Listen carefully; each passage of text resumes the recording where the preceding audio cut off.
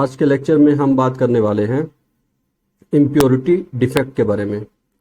Impurity defect, these defects arise when foreign atoms are present at the lattice site in place of host atom. इसका मतलब अपने पास कोई crystal होगा और उस क्रिस्टल के जो लैटिस पॉइंट होंगे उन लैटिस पॉइंट में ही उस एटम को यहां से डिस्प्लेस किया जाएगा और दूसरा एटम उसकी जगह पे आ जाएगा। ठीक है, इसीलिए हमने इसको क्या बोला, फॉरेन एटम, बाहर वाला कोई। ठीक, at the vacant interstitial site, और अगर ये इंटरस्टिशियल साइट पे आता है, यहां आता है, तो इसका एग्जांपल हम कौन सा लेंगे, जैसे स्टील वाला था। स्टील में क्या है, स्टील में जो आयरन के एटम्स हैं वो अपने अपने लैटिस पॉइंट पे रहेंगे, वो अपने अपने लैटिस पॉइंट पे रहेंगे, उन्हें कोई डिस्टर्ब नहीं कर रहा। लेकिन बीच में जो इंटरस्टिशियल स्पेस है उस स्पेस को यहाँ पे डिस्टर्ब किया जा रहा है और वहां पे कौन आ जाता है, कार्बन एटम आ जाता है। तो इस तरह से हमने देखा कि यार फॉरेन अगर एटम आएगा तो वो दो जगह पे आ सकता है। एक जगह क्या है, एक जगह है लैटिस साइट और दूसरी जगह क्या है, इंटरस्टिशियल साइट। लैटिस साइट का क्या मतलब है, लैटिस साइट का मतलब है कि जो क्रिस्टल का लैटिस पॉइंट है, जो कॉन्स्टिट्यूएंट पार्टिकल्स हैं उन पार्टिकल्स की जगह पे कोई नई चीज आ जाए, कोई नया एटम या पार्टिकल आ जाए। और इंटरस्टिशियल मतलब बीच में जो स्पेस है। चलिए अब इसके बारे में कल भी हमने बात की थी, वही फटाफट दोबारा से एक बार रिवाइज कर लेते हैं। तो भाई सब्स्टिट्यूशनल सॉलिड सॉल्यूशन बनेगा कब, जब सब्स्टिट्यूट करेगा कोई बाहर वाला एटम मेन जो कॉन्स्टिट्यूएंट एटम होगा उसको। यानी कि ये जो हमने पहला वाला केस लिया, लैटिस साइट से जब किसी को हटाया जाएगा तो अब जो चीज बनेगी उसको क्या बोला जाएगा, उसको कहेंगे सब्स्टिट्यूशनल सॉलिड सॉल्यूशन, क्योंकि यहाँ पे सब्स्टिट्यूट किया जा रहा है। और जो दूसरा वाला केस है जिसमें किसको, कहां पे कोई नई चीज आ रही है, इंटरस्टिशियल साइट पे आ रही है, तो उससे जो चीज नई बनेगी अब क्या बोल दिया जाएगा उसको, इंटरस्टिशियल सॉलिड सॉल्यूशन। ये एक नया मतलब प्रॉपर्टी चेंज होने के बाद जो नया सबस्टेंस बना है उसके लिए हमने ये नाम दिया है। अच्छा, फिर इसके बाद देखिए, अगर बाहर से कोई एटम, बाहर से अगर कोई एटम मेन जो मेन क्रिस्टल है उस क्रिस्टल के जो कॉन्स्टिट्यूएंट एटम्स हैं, अगर उनकी जगह पे बाहर से कोई दूसरा एटम आता है, बाहर से सपोज हम कह रहे हैं ये एटम आ रहा है ये, तो भाई इस एटम में हम क्या चेक करेंगे कि इसकी वैलेंस इलेक्ट्रॉन कितने हैं, क्योंकि जब ये यहां पे आएगा तो इसे बाकी के जो एटम्स हैं उनके साथ क्या करनी होगी, इलेक्ट्रॉन शेयरिंग करनी होगी। इसलिए हम क्या कह रहे हैं कि जब सब्स्टिट्यूशनल सॉलिड सॉल्यूशन बनाना होता है तो ये बनेगा या नहीं बनेगा, ये किस पे डिपेंड करता है, इलेक्ट्रॉनिक स्ट्रक्चर पे डिपेंड करता है। बाहर से जो फॉरेन पार्टिकल आ रहा है उसके इलेक्ट्रॉनिक स्ट्रक्चर पे डिपेंड करता है कि ये वाली इंप्योरिटी बन पाएगी या नहीं बन पाएगी। अच्छा भाई, और अगर हमें बाहर से किसी पार्टिकल को इसको कहां लाना है, इंटरस्टिशियल साइट में लाना है, यहां इस वाली जगह पे लाना है, तो ये किस पे डिपेंड करेगा, ये साइज पे डिपेंड करेगा कि यार इसका साइज इतना है क्या कि यहां पे चला जाए। तो ये अगर हमको दूसरे टाइप के इंटरस्टिशियल सॉलिड सॉल्यूशन चाहिए तो ये किस पे डिपेंड करेगा, ये डिपेंड करेगा साइज पे। ठीक है भाई, चलिए अब हम यहां से बात करते हैं impurity defect in ionic solid की। In case of ionic solid the impurities are introduced by adding impurities of ions. तो ठीक है भाई, आयनिक कंपाउंड है तो आयंस ही ऐड करेंगे। If the impurity ions are in different valence state from that of the host ions, vacancies are created. कहा जा रहा है कि भाई अगर जो वैलेंसी की जो स्टेट है वो अगर चेंज होगी, यानी कि अगर बाहर से जो आयन हम ऐड कर रहे हैं उसकी वैलेंसी कुछ है और अंदर जो एटम है उसकी वैलेंसी कुछ है, अगर वैलेंसी का डिफरेंस है तो इससे क्या होगा, इससे जब कोई बाहर से एटम आएगा तो इससे क्या होगा, वैकेंसी क्रिएट होगी। कब? जब उनकी वैलेंस स्टेट क्या हो, वैलेंसी क्या हो, अलग अलग हो। अच्छा भाई एग्जाम्पल ले लेते हैं। जैसे कि हमने लिया NaCl, और NaCl को हमने SrCl2 के साथ थोड़ा सा मोल्टन स्टेट में एक साथ किया, उसके बाद उसको कूल किया। पहले NaCl और SrCl2 को हमने मोल्टन स्टेट में लिया, बाद में उसको कूल किया। तो जब ऐसा होगा तो जो NaCl के क्रिस्टल्स जब बनेंगे तब क्या होगा कि ये जो स्ट्रॉन्सियम है, स्ट्रॉन्सियम बाहर से NaCl का क्रिस्टल मान लीजिए ऐसा है, अब NaCl के क्रिस्टल में ये सोडियम है, बाहर से क्या होगा, स्ट्रॉन्सियम आएगा। अब यार स्ट्रॉन्सियम का फॉर्मूला देख करके आप समझ गए होंगे कि स्ट्रॉन्सियम की जो ऑक्सीडेशन स्टेट है वो कितनी है, +2 है, और सोडियम की क्या है, +1 है। तो अगर बाहर से एक स्ट्रॉन्सियम आएगा तो वो कितने सोडियम के चार्ज के बराबर होगा, 2। तो यानी कि एक स्ट्रॉन्सियम के आने से 2 सोडियम को बाहर जाना पड़ेगा। ऐसा होने की वजह से जो नया स्ट्रक्चर बनेगा वो कुछ इस तरह का होगा। बाहर से जो स्ट्रॉन्सियम आया है वो ये है। अब आप देख रहे हैं कि ये वाली जगह तो खाली रह गई, ये वाली जो जगह है ये खाली रह गई। क्यों? क्योंकि यहां वाले सोडियम को भी बाहर जाना पड़ा और यहां वाले को भी जाना पड़ा, तो इस वाले की जगह पे तो कौन आ गया, स्ट्रॉन्सियम आ गया। लेकिन यहां पे क्या हो गई, वैकेंसी बन गई। अच्छा भाई, फिर तो इसका मतलब ये हुआ कि हर एक स्ट्रॉन्सियम आयन में 2 सोडियम आयन क्या होंगे, डिस्प्लेस होंगे। तो इस तरह से क्या होगा, इलेक्ट्रिकल न्यूट्रलिटी बनी रहेगी। ठीक है भाई। अब जो अभी हमने आपको ये एग्जांपल दिया है, इसी पे बेस्ड हम आगे क्वेश्चन करने वाले हैं। अब आगे बात करते हैं introducing impurity defect in covalent solid. अभी हमने किसकी बात की, आयनिक सॉलिड की बात की। अब किसकी बात करने वाले हम, कोवेलेंट सॉलिड की। तो देखिए भाई, हम जिन कोवेलेंट सॉलिड्स की बात करने वाले हैं उसमें एग्जांपल में आता है जैसे कि सिलिकॉन या जर्मेनियम, इनमें जो डिफेक्ट्स मिलता है उनकी बात कर रहे हैं। ये दोनों किस ग्रुप से हैं, ये ग्रुप 14 के हैं। ठीक है भाई। और इनकी वैलेंसी कितनी होती है, इनकी वैलेंसी होती है 4। ठीक है। अब मान लीजिए कि आपके पास सिलिकॉन है और सिलिकॉन या जर्मेनियम, इनमें कितनी वैलेंसी होती है, 4। हमने इसमें कोई ग्रुप 15 का एलिमेंट ऐड कर दिया और उसकी वैलेंसी कितनी होती है, उसकी तो 5 होती है। यानी कि हमारे पास सपोज सिलिकॉन है, ये हमने स्ट्रक्चर बना लिया, सिलिकॉन, इसकी वैलेंसी क्या है, 4। तो मैं इस सिलिकॉन के 4 इलेक्ट्रॉन्स भी बना देता हूं, ये बना दिया मैंने। इसके भी 4 बना देते हैं, ये बना दिया हमने। इसी के भी 4 बना देते हैं, ये बना दिया।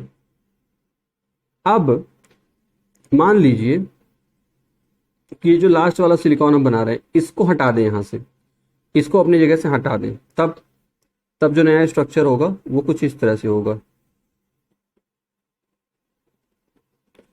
और इसकी जगह पे हम क्या ला दें, हम यहाँ पे फास्फोरस को ले आए। ठीक है। एक केस ये हो सकता है। दूसरा केस समझिए, दूसरा केस ये है कि हम सिलिकॉन को हटाएं लेकिन उसकी जगह किसको लेकर के आए, उसकी जगह हम मान लीजिए एल्यूमिनियम को ले आए। ठीक। तो अब देखिए इसको कैसे बनाएंगे।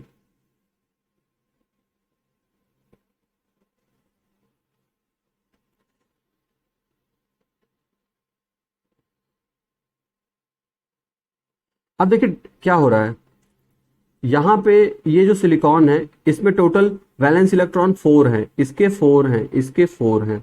और अब जो नई चीज यहां पे आई है, इस फास्फोरस के पास कितने वैलेंस इलेक्ट्रॉन है, 5 हैं।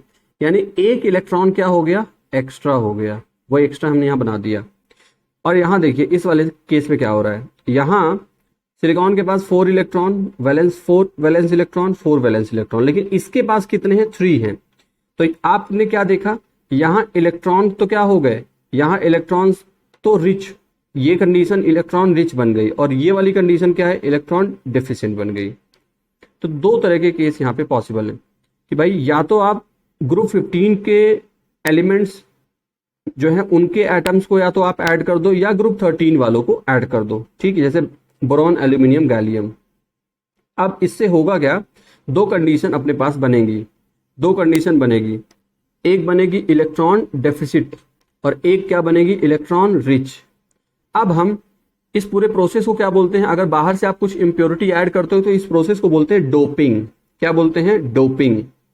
तो भाई अब डोपिंग में हम दो तरीके की बात करेंगे। एक डोपिंग क्या होती है जिसमें इलेक्ट्रॉन रिच वाली बात आएगी, और एक डोपिंग क्या होती है जिसमें इलेक्ट्रॉन डेफिशिएंट वाली बात आएगी।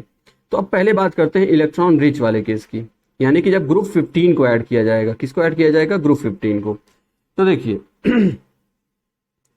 इसमें क्या होगा, जब ग्रुप 15 को हम ऐड करेंगे तब एक्स्ट्रा इलेक्ट्रॉन हमारे पास यहाँ पे बनेगा, ठीक।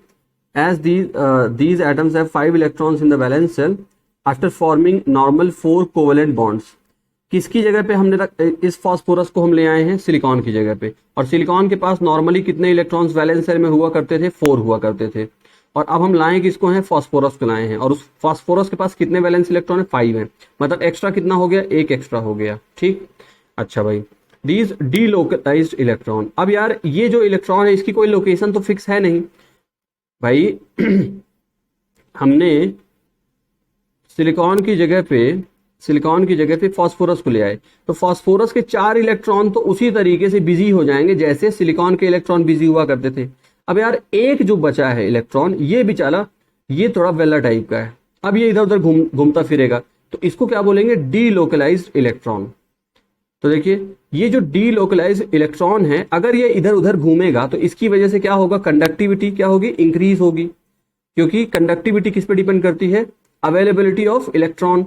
तो अगर इलेक्ट्रॉन अवेलेबल हो गया तो इसका मतलब इसकी कंडक्टिविटी क्या हो जाएगी, ज्यादा हो जाएगी। किसकी, सिलिकॉन और जर्मेनियम की। क्या बात समझ में आई कि अगर सिलिकॉन और जर्मेनियम में हम फास्फोरस की इंप्योरिटी ऐड कर दें तो कंडक्टिविटी क्या होती है, इंक्रीज कर जाती है, ठीक। और ये जो कंडक्टिविटी है किसकी वजह से है, नेगेटिवली चार्ज्ड इलेक्ट्रॉन्स की वजह से है, नेगेटिवली चार्ज्ड इलेक्ट्रॉन्स की वजह से है। इसलिए अब हम इस सिलिकॉन या जर्मेनियम को क्या बोलेंगे, N type of semiconductors. N type of semiconductor. Germanium क्या है, सेमीकंडक्टर है, लेकिन जर्मेनियम में हमने क्या ऐड किया है, हमने जर्मेनियम में आर्सेनिक ऐड कर दिया है, ये ऐड किया हमने। और भाई आर्सेनिक तो नाइट्रोजन के नीचे आता है, ये रहा आर्सेनिक। आर्सेनिक जो है नाइट्रोजन फैमिली का है, तो आर्सेनिक के पास एक एक्स्ट्रा इलेक्ट्रॉन है, ये एक्स्ट्रा इलेक्ट्रॉन है। तो इलेक्ट्रॉन में क्या चार्ज, माइनस चार्ज। तो क्योंकि इस पूरे सिस्टम में क्या आ गया, नेगेटिव चार्ज आ गया। नेगेटिव चार्ज आ गया, इसी की वजह से कंडक्टिविटी इंक्रीज हुई है। तो इसलिए हम इस टाइप वाले नए अब जो सबस्टेंस बना है इसको क्या बोलेंगे, एन टाइप सेमीकंडक्टर, ठीक भाई। चलिए अब आगे बात करते हैं। अब बात करते हैं अगर हम सिलिकॉन में क्या ऐड कर दें, सिलिकॉन में हम ग्रुप 13 वाले एलिमेंट्स को ऐड कर दें, तब की बात करते हैं, ठीक। तो देखिए, age group 13 elements have only 3 valence electron. अपने को पता है क्या, इसके पास आप अगर एल्यूमिनियम ऐड कर रहे हो तो इसके पास केवल कितने वैलेंस इलेक्ट्रॉन है, 3 हैं। They can form 3 covalent bond with the neighbouring silicon atoms. किस तरीके से, इस तरीके से। देखिए यहां पे देखिए भाई, जर्मेनियम है और इसके 4 इलेक्ट्रॉन्स 1 2 3 4। इस वाले जर्मेनियम के 4 इलेक्ट्रॉन 1 2 3 4। अब बोरॉन आ गया इसकी जगह पे, बीच वाले जर्मेनियम को हटा दिया और इसकी जगह कौन आ गया, बोरॉन आ गया। अब बोरॉन के इलेक्ट्रॉन्स देख लेते हैं, तो एक इलेक्ट्रॉन ये रहा, एक ये रहा, एक ये रहा। एक होना चाहिए था यहां पास, लेकिन बोरॉन के पास है ही नहीं। तो बोरॉन के पास अब अगर नहीं है तो यहां पे एक तरह से होल क्रिएट हो गया ना। क्या क्रिएट हो गया, होल क्रिएट हो गया। अब जो है इस होल की वजह से ये हल्ला गुल्ला मचा देगा। कौन, ये वाला इलेक्ट्रॉन।